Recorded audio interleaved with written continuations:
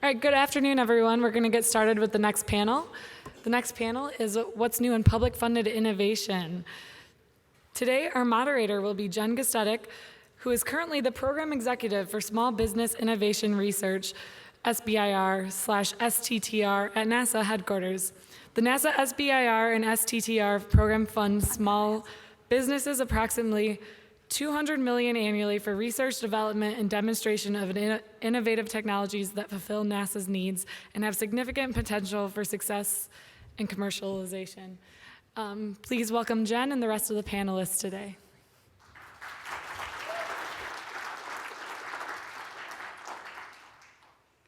And I think we have some slides that you guys are going to pull up for us, too, if you could. Hi. We are your second to last talk for today on the second day, and then we get into the launch pad. So we're really excited today to be able to talk to you a bit about public sector funded innovation to build off the conversation that we have been having thus far today. I have three really exciting panelists that you guys haven't heard from yet before at any new space. So this is some new content for you guys today. We have Colonel Merritt, who is the space programs lead at the US Air Force, that's going to be talking about many of their efforts to advance and accelerate technology development. We have Chris Kirchhoff, who is the partner at DIUX, the Defense Innovation Experimental Unit within the DoD. And then Ilan, who is the founding director of Cyclotron Road. We'll have a very, very interesting discussion today about the business models for public sector innovation and the role that not only the federal government, but our federal government partners can be playing in order to help accelerate technology development and capability building within not just the space sector, but within tangential sectors to the space industry. So these folks work on topics well beyond just the space sector that could potentially have some learnings for us here in the new space industry. So we're going to start off by giving some quick lightning talks about what each of our organizations do in order to accelerate the development of technologies relevant to the problems that our organizations serve. So quick rapid fire just to orient you to our business models and the hypotheses for how it is that we operate and our theory of change, and then we'll get deep into the conversation. We'll be looking forward to all of your questions and observations as well. We're going to leave plenty of time for questions. So I'll start with NASA. So I am situated within the Space Technology Mission Directorate at NASA headquarters. The Space Technology Mission Directorate is responsible for developing technologies for not just NASA needs, but the needs of the broader commercial aerospace industry. And we see a role also for Space Technology Mission Directorate directly in supporting new markets, new entrepreneurs, and the sector in general. There are 10 programs, well, nine are listed here. There are 9 programs within the Space Technology Mission Directorate that range from demonstrating technologies actually in flight, things like the Technology Demonstration Missions program, which is the largest budget item within the Space Technology Mission Directorate, to the Small Spacecraft Technology program that's demonstrating small spacecraft technologies. We also have a few programs who are focused on getting ideas in early in the pipe. So how many of you guys in the room have heard of the NIAC program? NASA Innovative Advanced Concepts Program. They are funding ideas that could be 50 to 100 years out in concepts. They're super early, advanced, very, very exciting concepts that come out of NIAC, but they are meant to be early stage, kind of in some ways crazy ideas that are rooted in what could be physically possible, but have a lot of work to do to prove whether or not they're actually feasible. And the final category of the types of programs that we do within Space Tech are around kind of creating new markets and new capabilities. And that's where my program, the SBIR program, fits in, the Small Business Innovation Research Program. How many of you in the room has applied for a NASA SBIR before? How many of you know what SBIR is? Okay, and I hope the gap between those hands, that we might have more applicants next year from this group. Would love to see more involvement from the emerging sector that's here today. In fact, tomorrow at 12:30, we are doing a workshop specifically focused on how NASA's SBIR program could be providing better results and services to entrepreneurs and folks in the new space industry. So please join us tomorrow at 12:30 for a deeper dive discussion about that. But to tell you who participates in our program, 27% of the people that apply are first-time applicants. 17% on average of our awardees every year are brand new to the program. We, since the beginning of the program, have spent over $3 billion, that's a B, $3 billion in research and development funding to help advance technologies relevant to NASA's mission. Here's a few of our stats at a glance.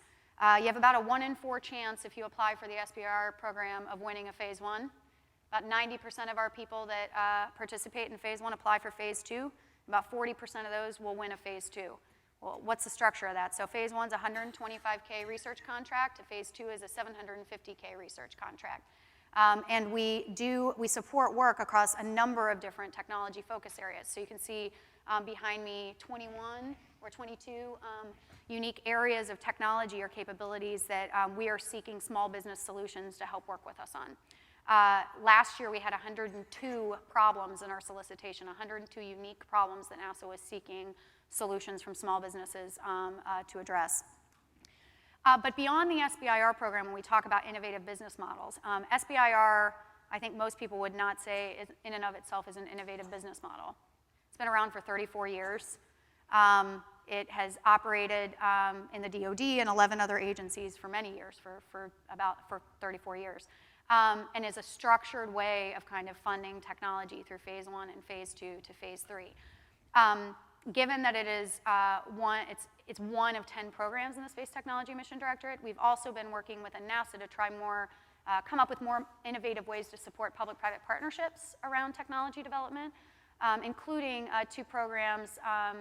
The last 2 programs that I'll talk about before handing it over to Jody are Tipping Point Solicitation, which seeks to support the development of technologies that are at a tipping point.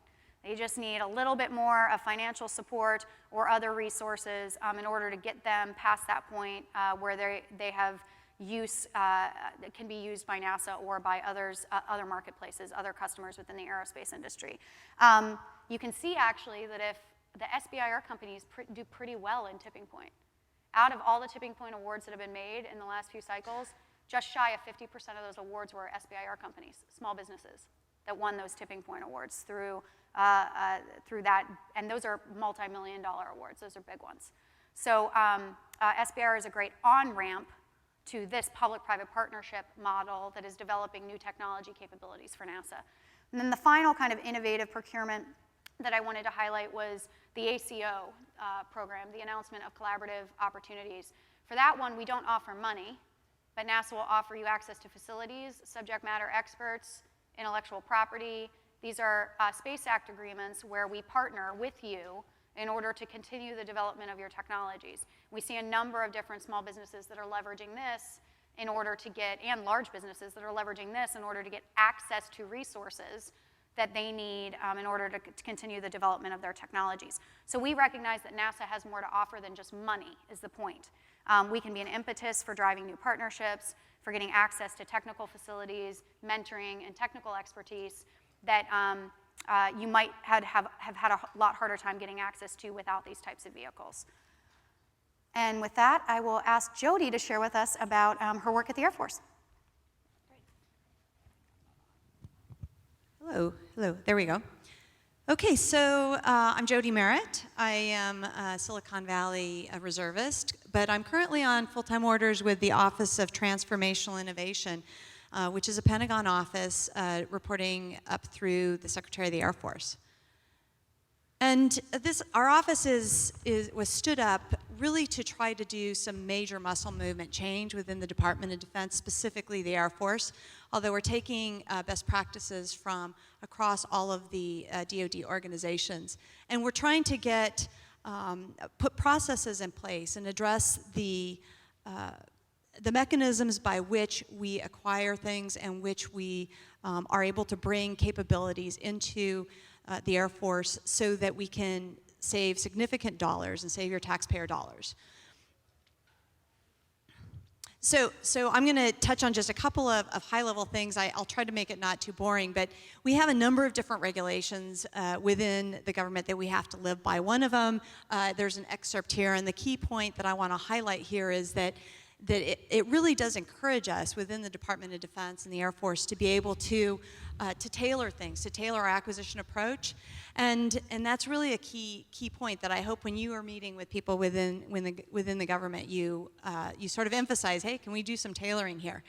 And why is that important? Well, it's important because we want to be able to get to the various companies like yourselves that are out there and be able to take advantage of the technologies that you have. So what I've got on this slide briefly is the Gartner hype curve. And the reason that I put this up here is because a lot of companies, perhaps some of them in the room, find themselves on the left side of this curve. And then as you move in hype and your capabilities get more mature, maybe you get some government funding, maybe you get some VC funding, your capabilities and the company maturity will move towards the right side of the curve. So on the left, from our perspective, we still see a lot of those capabilities generally as fairly high risk. So a lot of our laboratories do risk reduction type activities, and we have large sets of dollar amounts set aside specifically to address capabilities in that area. A lot of the companies in that area, we try to also want to partner with you to be able to get information on how we can define our requirements and build those into our systems. And specifically, I'm going to be talking about prototyping in that regard. Once your companies hit the right side of the curve, then you're really ripe targets for us to be able to move very quickly with the consortium model that I'm going to talk about here in a little bit. So the Congress gives us a couple of different things, and I'll hit on this so that nobody else has to. But we can leverage the Federal Acquisition Regulation, which is this huge document, 6,000 pages and lots of words, which are really dull.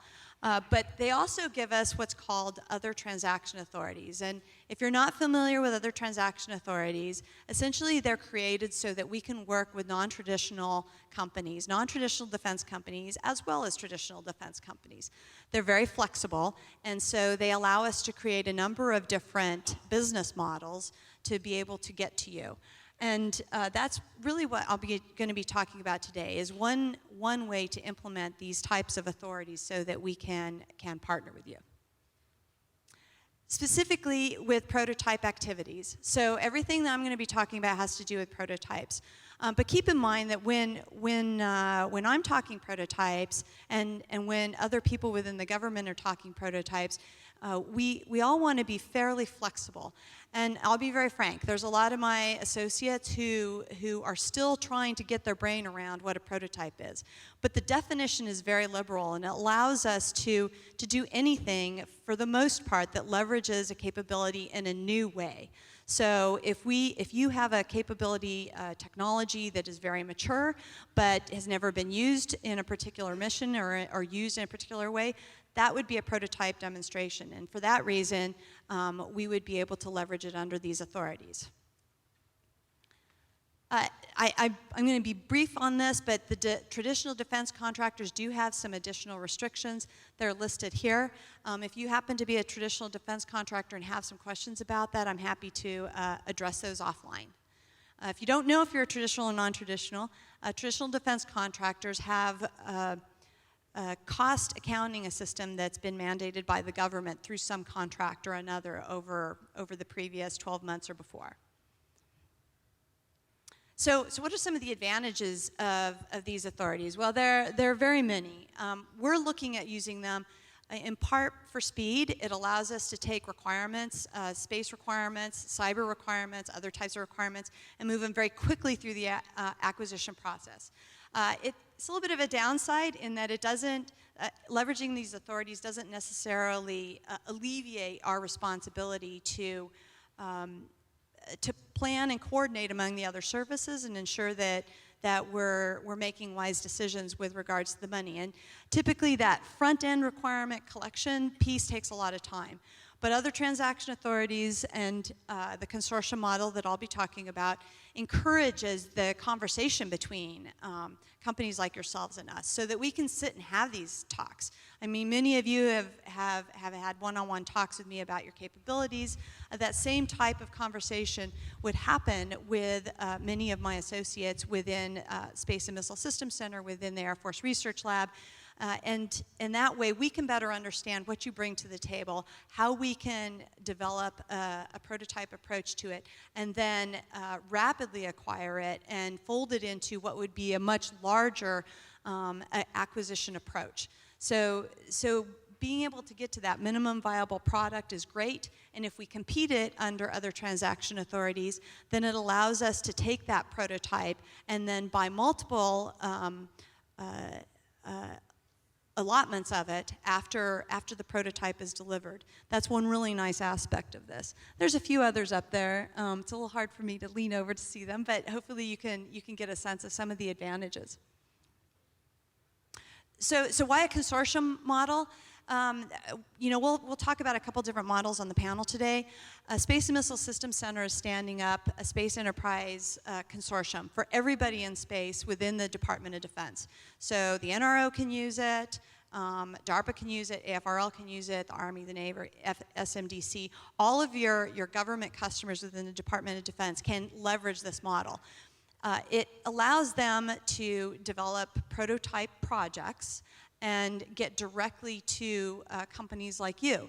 The other major benefit that it provides to the government is that it increases competition and it creates an environment whereby companies like yourselves can collaborate with traditional defense contractors as well, especially if there's classified projects or legacy projects, legacy programs of record, to be able to integrate your concepts and provide multiple options to the government. And for us, that does mean increased competition, and on the taxpayer side, that benefit is in cost savings.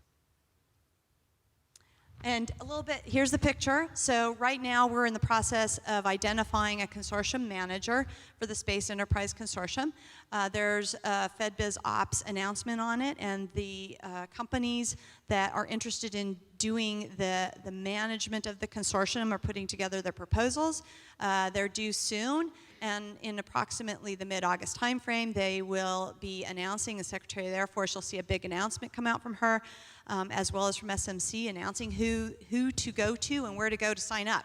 And I'd like to give you more details about what the sign up looks like, but since we don't know who the consortium manager is, it's a little bit hard to say exactly what it's going to look like. But it will probably be a web-based interface that companies can provide a little bit of basic corporate information on, and be part of the membership of the consortium. Oh, there we go. We've got pictures now. So at that time, the companies will be able to join the consortium. Between now and then, there's nothing that prevents you from joining the consortiums, the bidders that are out there. That's totally up to you and up to them. And what we're trying to do is stimulate a very robust environment. I want to emphasize that you do not have to be a satellite company or a launch company to participate. If you have cyber capabilities, if you have ground system, IT capabilities that are applicable to cyber missions, then you can participate. You do not have to be a U.S. company to participate. Foreign companies also can participate, although we are subject to other restrictions in many cases as to who we can buy from. So that's kind of a quick overview, and we'll pass it on. Great. And so you just heard from two of us on two government customers. So NASA is a customer, the Air Force is a customer for particular technology needs or technology development that we are trying to incentivize through either a consortium model, where it's through an intermediary, right, that does some of this matchmaking between needs and potential solvers, or at NASA for SBIR, it's through us. We're coordinating that. We're coordinating the matchmaking between the NASA need and you as the small business provider. Now we'll hear from DIUX about a kind of a different theory of change of how, when DIX identifies problems that the DoD needs to solve, how is it that you guys are out trying to find the solvers and the innovators to address and accelerate the solving of that problem? Well, thanks, Jen. It's a privilege to be here today. I didn't tell Jen this before the panel, but I'm actually a failed astronaut. I am too. Yeah. There's probably a lot of failed astronauts in the room, but Yeah. I tried to apply to the Air Force Academy, and it didn't work out so well. They didn't like the fact that I had asthma. Luckily, the cross-country coach at Harvard didn't mind, so that was Plan B. As a result, I spent more time in a study carrel and less time flying aircraft than I like. But in any event, it's a privilege to be here now at DIUX as one of 3 partners that manages the office, again, getting a chance to work in space, and not only work in space, but work in just an extraordinary moment in commercial space. So it's great to be here. I'll just give you a super brief overview of DIUX and then move along so we can get to your questions. So my office came about because there was a very forward-looking Secretary of Defense named Ash Carter. And when Ash Carter was Professor Ash Carter at the Harvard Kennedy School in 2001, he wrote an article that forecasts the coming shift in innovation, the locus shifting from defense laboratories, from federal R&D to the commercial sector. It was very clear if you look at the trend lines in 2001 that federal R&D was more or less flat. And the young Googles and Apples of the world were moving up an exponential curve. And indeed, that's what's happened. We live in a world where today both Apple and Google have more than twice the market cap of the entire US defense industry combined. In fact, Tim Cook has enough cash on hand to buy all the 6 major system integrators. So this tells you, first of all, to be friendly to Tim Cook. And second of all, that there is an extraordinary amount of innovation going on outside the parts of the innovation ecosystem that the Department of Defense is used to talking to. And in fact, we're so not used to talking to commercial companies that the Defense Department term for commercial companies is non-traditional companies, as if the defense sector were the traditional economy. So in any event, Secretary Carter, when he went from being Professor Ash Carter to Secretary of Defense Ash Carter, decided to launch a beachhead here in Silicon Valley. And shortly after the office was started, he asked me to move out here and to join 2 other partners to start the office. This was a problem because I'd been in Washington for a while. I had 1 pair of jeans and 5 suits. I'm proud to announce that ratio is now reversed. So the mission of our office is very straightforward, and anybody in this room will grasp it intuitively. There are now just major areas of investment and innovation happening in the commercial sector that have obvious applicability to military missions, whether that's autonomy projects, whether that's AR, VR, and especially commercial space. So what we've done at DIUX is we've organized around 5 portfolios, which we believe are the major intersections between the commercial technology economy of today and where we can likely put that technology to use. And just as Jody mentioned about OTAs, we know that we're out here on your turf. What does that mean? That means that we can't throw the Old Testament at you when it comes to acquisition rules, that we have to actually operate on commercial terms. So what we've done is we've taken the OTA vehicle that Jody's office uses, and after taking a bunch of acquisition lawyers to lunch, we've been able to push it a little bit further so that we don't have to be in a consortium. We could just do a direct point-to-point deal. And we try and make it as minimally painful as possible. So we let our first contract in 31 days. We're averaging about 60 days. And we're, of course, interested in a whole span of technology, but especially commercial space. In fact, commercial space is our largest portfolio by dollar, and arguably the biggest strategic win that we can potentially deliver to the Department of Defense. Whether it's rapid launch, new means of on-orbit sensing that are driven by commercial small sats, or whether it's data analytics that bring to the department capabilities it doesn't have now. So the way that we work is a little bit different than a lot of our colleagues in the Department of Defense innovation ecosystem. We try and start with a tactical problem that a unit in the military has, whether from a military service or a combatant command or a defense agency, that they bring to us that they think there might be a commercial solution for. What we then do is we take a look at that problem, and we have a very interesting staff. We have a whole bunch of folks that are from the uniformed military, like Jody next to me, who have lived the mission set, who have a gritty understanding of the problem. We add to members of our uniform staff what we call commercial executives. These are people that have been in the Valley for a long time. They know about deal flow. You do not want me, the Washington guy, trying to look at a balance sheet. That's a very bad idea. They can do that. And then we have a number of technical experts, PhD types, that are able to do technical diligence as well on the project. So you throw all those three kinds of expertise together, you go off and do some market research, and if you get something that you think might work, we can very rapidly put an online solicitation out through our website. In fact, all of you here can sign up for an RSS feed that will let you know of any new solicitation. So our website is diux.mil. And then very rapidly, we meet with companies, and if we find technology that we think works, we go to a prototype phase. We then are able to invoke, if the prototype is successful, a new contract and superpower. This superpower was newly delegated to the department by Congress in 2016. It's never been used before. We're about to use it later this month.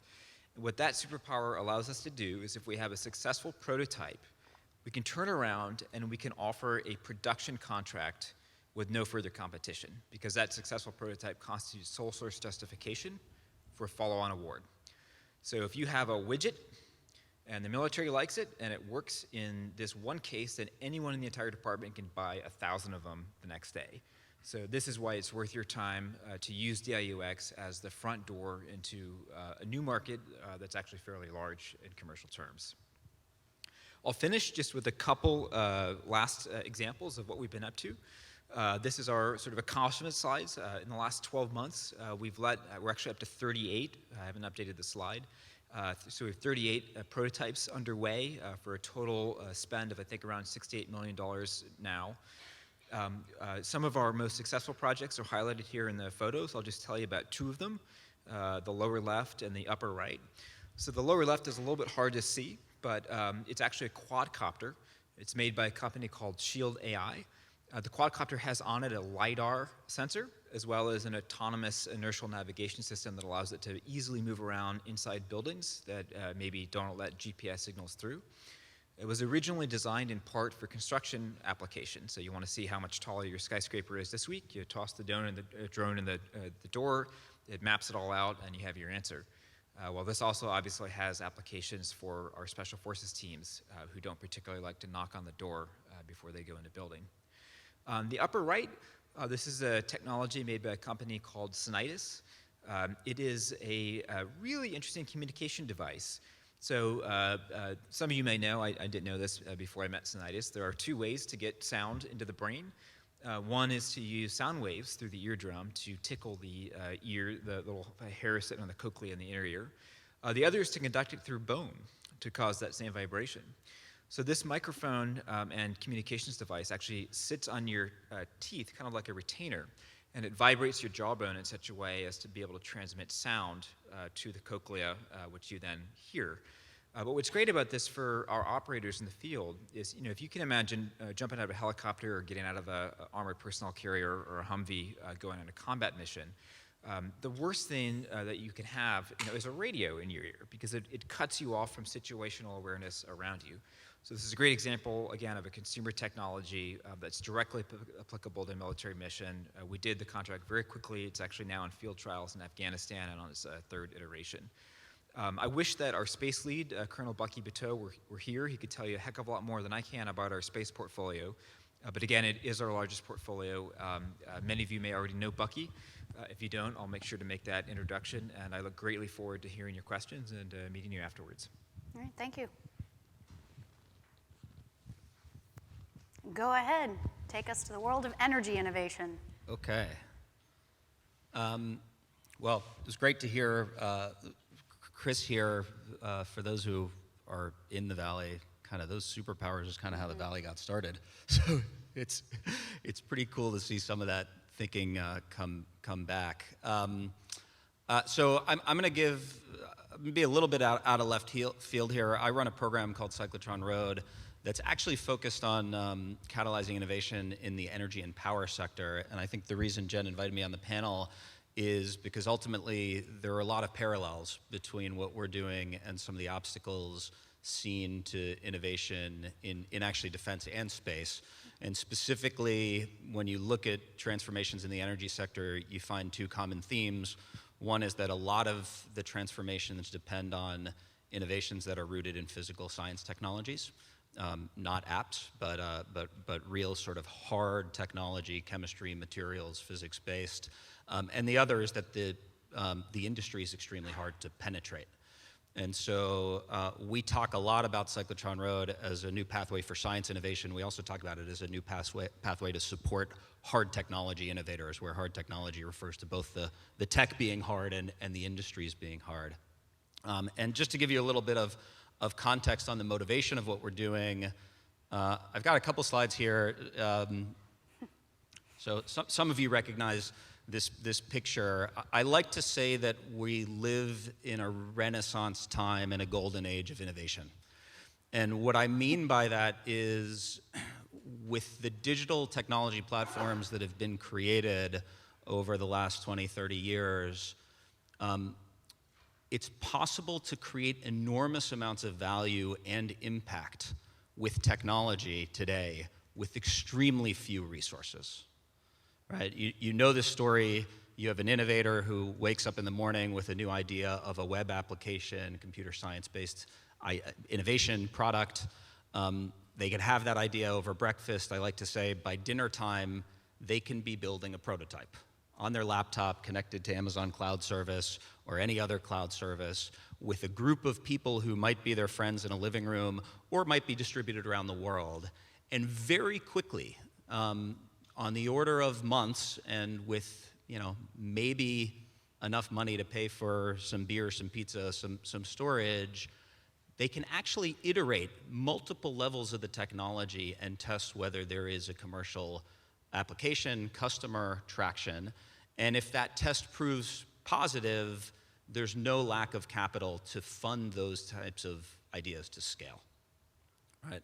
It's such a compelling story, I like to say, and it's so widespread and ubiquitous right now that we can poke fun of it on a mainstream scale. And yet at the same time, I think it's compelling because the story of innovation is a story of empowerment. Right? Any of us in the room who works in this field or who wants to innovate in this field can wake up one day and within months to years actually change the world. We've seen it happen. So this is exciting. I mean, this is phenomenal. And yet, we like to think about the fact that there's sort of a dark side to this story, right? While on one hand we live in the golden age, on the other hand we're in a really dark time for innovation, because you basically have to ask yourself, what happens to the innovators who have phenomenal ideas and want to innovate but aren't working on these types of platforms? And so we think of this as science innovators or hard technology innovators, but if your idea is for a new propulsion source, a new semiconductor, 3-5 semiconductor, solar power technology, some of the technologies that we saw in the previous slides, you could be a brilliant innovator. You could have spent decades of your life training to innovate at the cutting edge of your field. You could have that idea, and the question becomes, how do you get started? Right? Because fundamentally, you can't do much with a laptop. You can't do much in a few months. You need access to some very sophisticated resources, the tools of world-class research.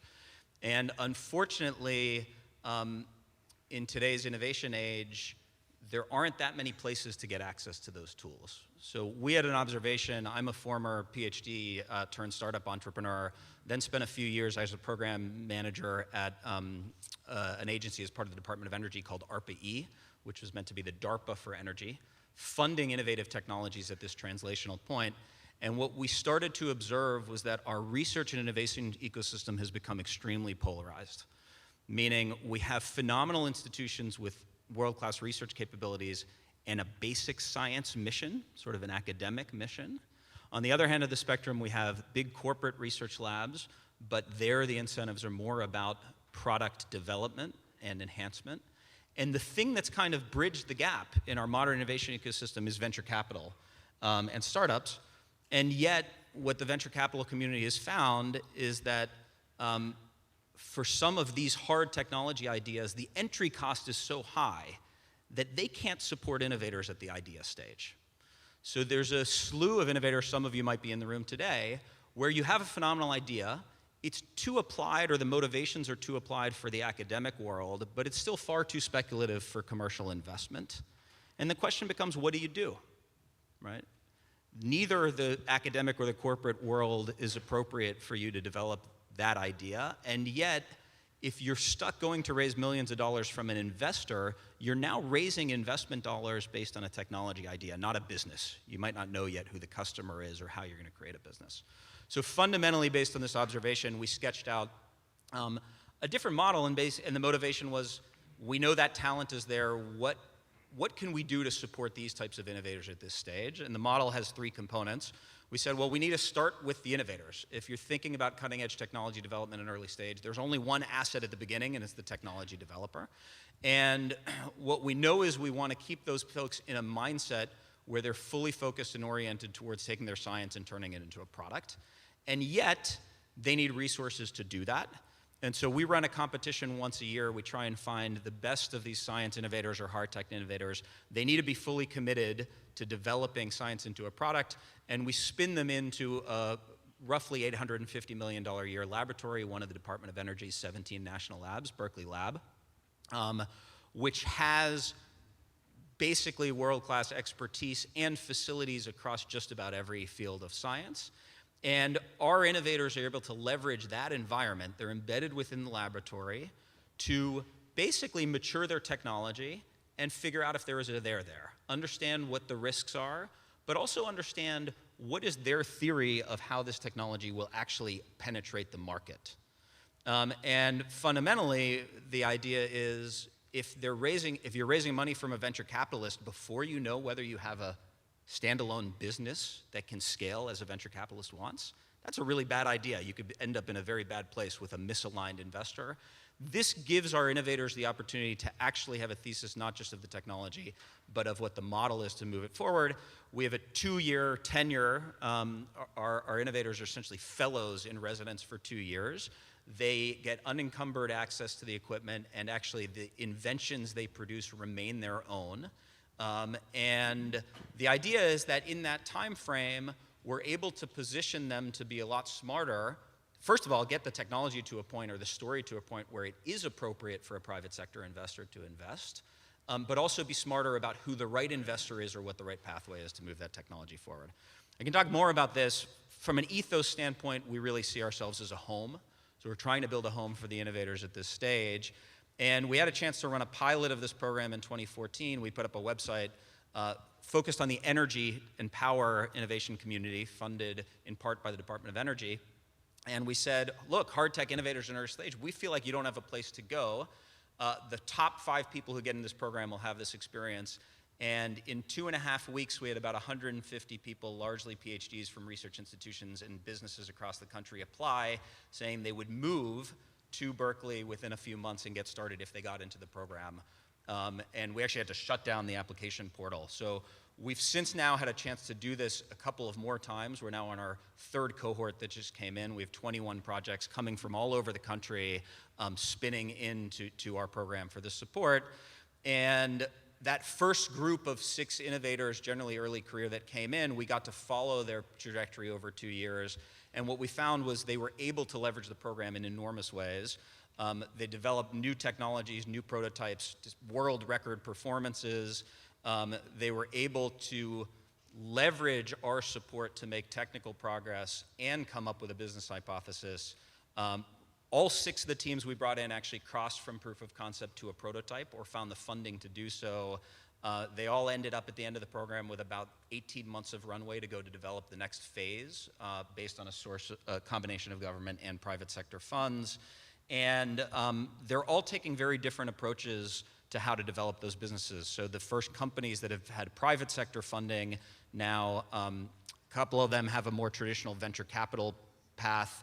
On the other end of the spectrum, we have companies where the first sort of revenue or the first funding into their program is revenue through joint development or licensing with big companies. So we think that actually will give them a much better yield of impact with the technologies. Great. Thanks. Thank you. So I think in hearing all of that, we just heard a lot about business models. What's so interesting to me is that all of these folks are trying to address innovation ecosystems in very different kind of problem areas, right? So Cyclotron Road is focused broadly in the energy space. DIUX is looking at all of the problems that DoD has. Air Force is focused on a wide variety of challenges that the Air Force has. And for NASA Space Technology, we are focused broadly on space technology challenges. But we all kind of have a, almost like a different entry point to how we think we can turn the needle on accelerating those innovation ecosystems. For Cyclotron Road, you start with the innovator. You start with the individual. You find the people that you think you need to support and support them. With the DoD examples that we heard, it sounds like the starting point's the problem, right? Recognizing that the customer is someone very clearly in DoD or the Air Force that needs a solution to that and could potentially be a big customer, right? So perhaps start with the problem. And for NASA, it's probably more on it's certainly more towards that end of starting with kind of the problem or the technology area as well that we're looking to accelerate.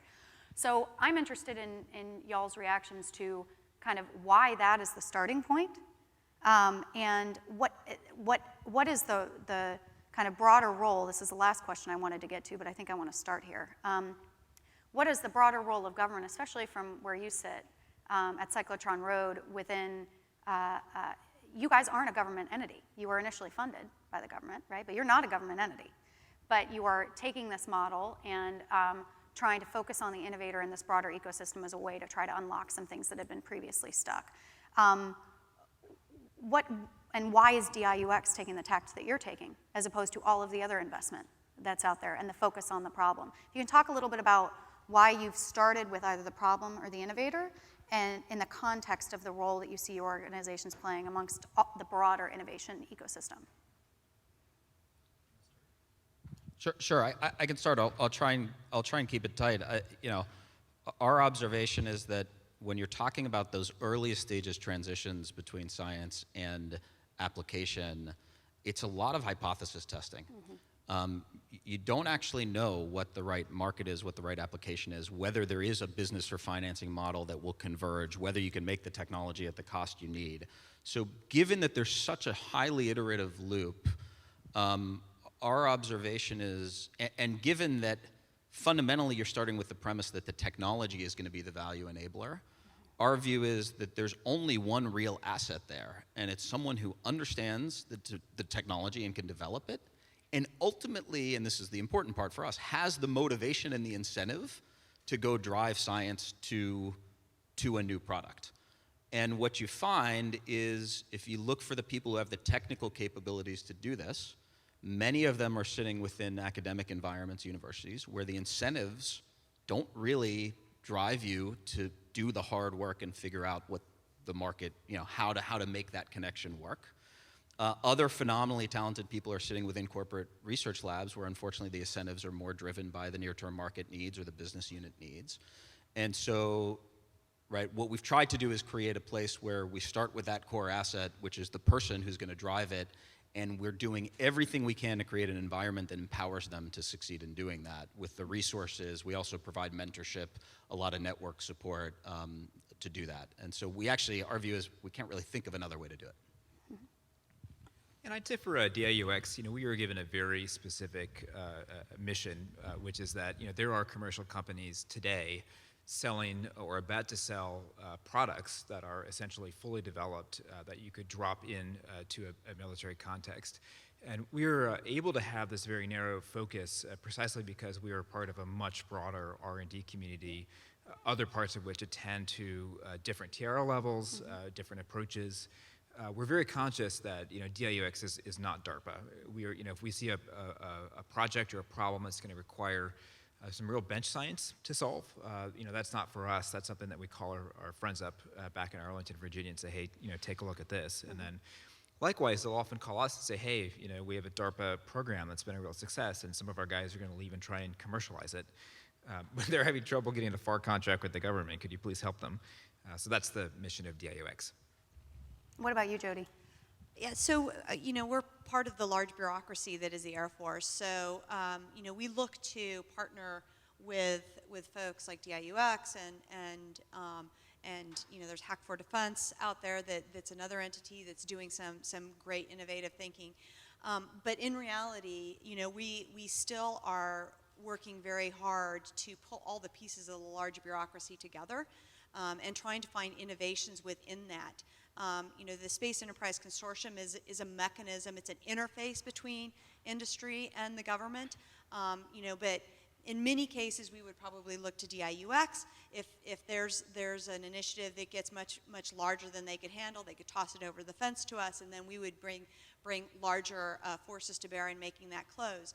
It doesn't mean, and it doesn't prohibit us from also doing smaller activities as well, either through plug tests or leveraging other consortiums as well. Yep. And so what do you all also think are the limiting factors to the scale of these models, right? When you're talking about Cyclotron Road, you can only have high-touch mentoring and access to facilities for so many people, right? Perhaps, depending on if you extend the space, the resources available to those people. How does this scale? How many people could actually move through this model? For DIUX and the consortium, what's it limited by? The number of problems that you have that you're seeking solutions for? The funding that's made available for you? What are the limiting factors for scale for these approaches? Or is there just kind of a natural breakpoint at which you're seeding enough, and it's not really that there is some sort of physical or monetary limitation that will stop you? There's a natural breaking point. Well, specifically with the consortium, we do have a $100 million limit currently. Congress gives us up to 250, so that could be extended, and then if we notify Congress, it can go even above that. So dollar limits are okay. I would say the biggest limfac on our side is really our ability to coordinate within the government and be able to move kind of the front part of the problem set through the Pentagon wickets and all these other wickets and attach it as part of an adaptive acquisition program. Sure, so for DIUX, it's fun to have the X in your name because it means you can break a lot of rules. When we set out, we were conscious that our number one goal is, of course, to transfer commercial innovation into the department. But no matter how big we get and how many resources we're given, we're only going to be able to solve so many problems. So we realized right away that there were two larger wins that we could help catalyze. And the first of those is on the government side of the house. The OTA authority that underpins our ability to rapidly contract, everybody in the department actually has. But it's something that almost no one uses, which is a shame. So we've been very conscious that we want to showcase that you can do this. We've written a how-to guide for our friends across the department, how they can set up their own very quick OTA. And we really want to be proponents of using OTAs to interface with commercial firms. So if you wish us luck, in a few more years, we'll have many more parts of the department embracing this methodology. And if enough parts of the department embrace it, we can pack up and go home. I can turn in my jeans and buy more seats. The other win, and the even bigger win, involves all of you out in the audience.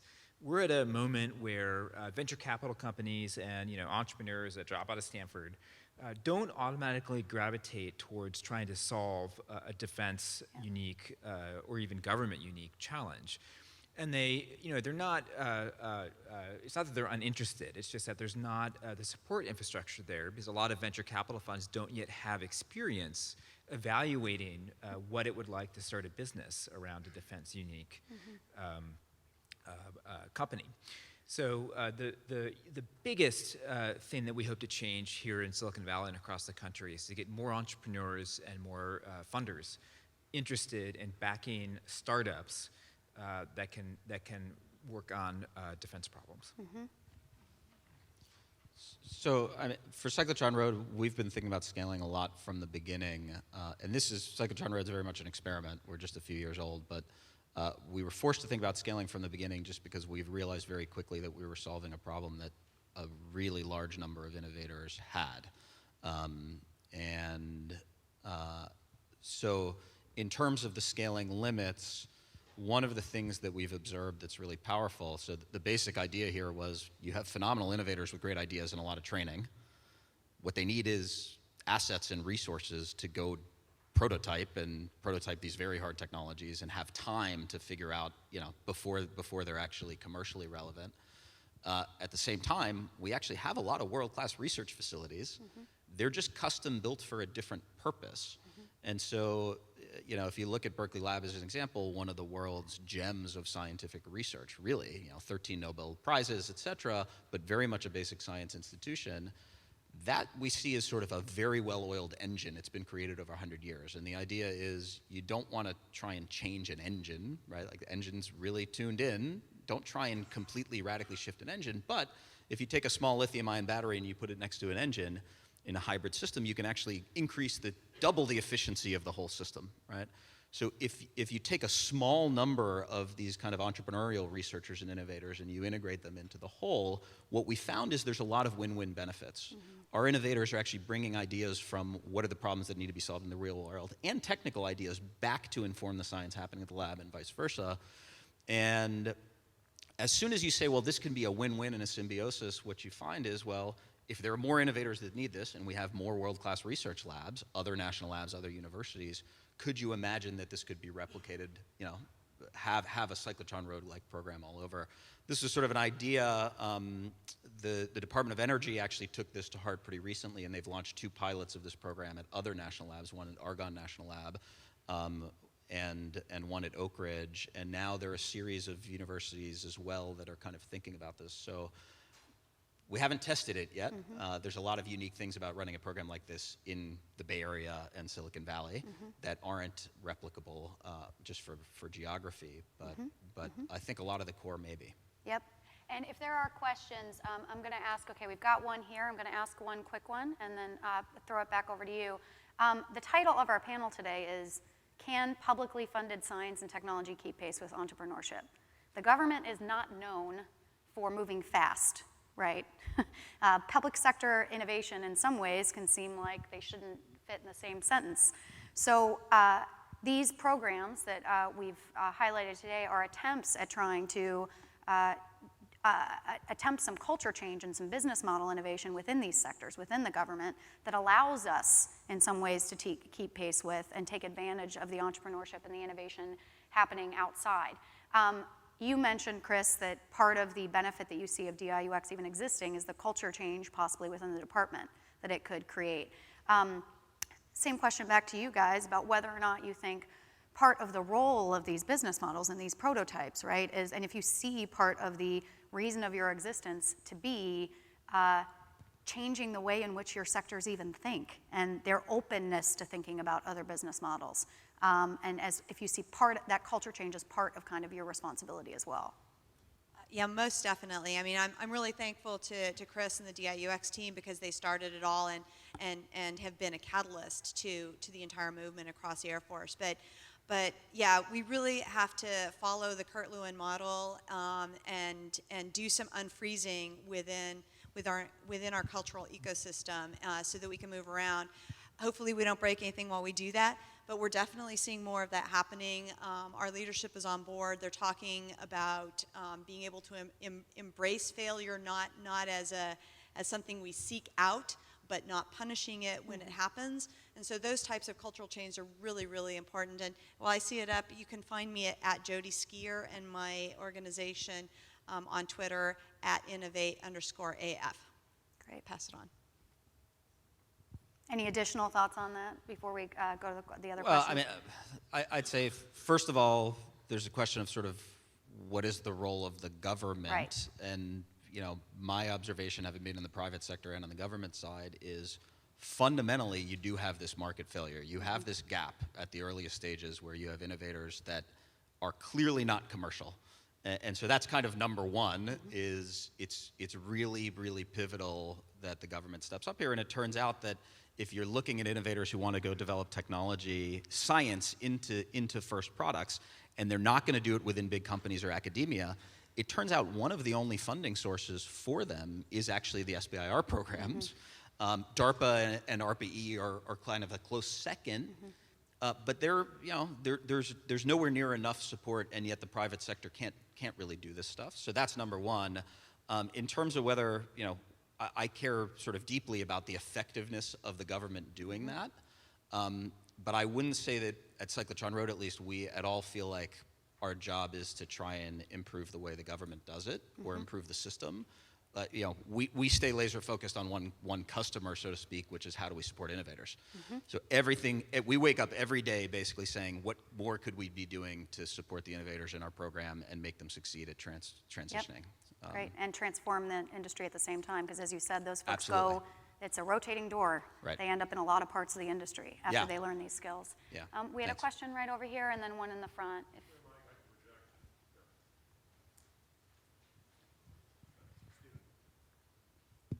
Stephen Fleming, University of Arizona.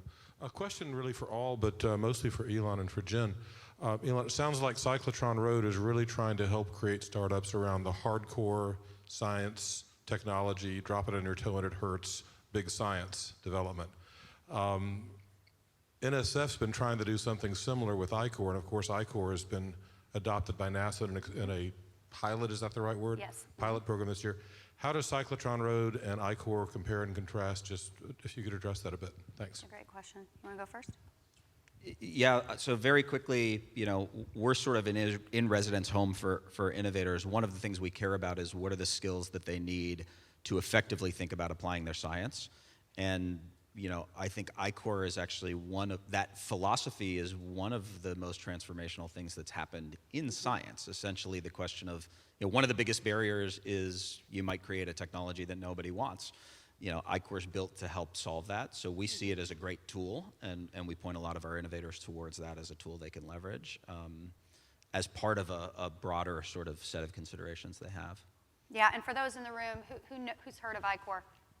Okay, so ICOR means Innovation Core. I is short for innovation, and it's a program that the NSF started years ago to basically train scientists and researchers how to get to know customers better. So it forces folks that have a technology idea or a research idea to go and do 100 customer interviews. 100. You run out of friends and family way before you reach 100, and neighbors. So it forces you to actually get out and talk to potential market segments and customers, guided by a mentor that is supposed to be the traffic cop that says, okay, stop believing that that's a market. They're telling you it's not a market. Listen to them. And pivot and go and talk to somebody else. NSF forces all of their SBIR companies to go through ICOR.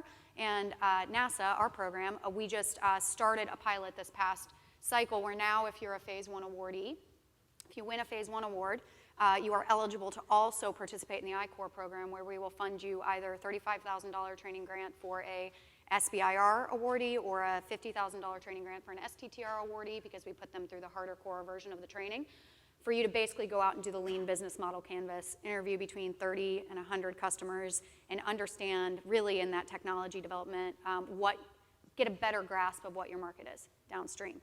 So we're very excited about the pilot at NASA as a way to start really training more of our SBIR companies and the business side of developing some of these technologies. And it's not something we've done before, so it's brand new for us, right? It's brand new feature to the SBIR program. And we had another question in the front.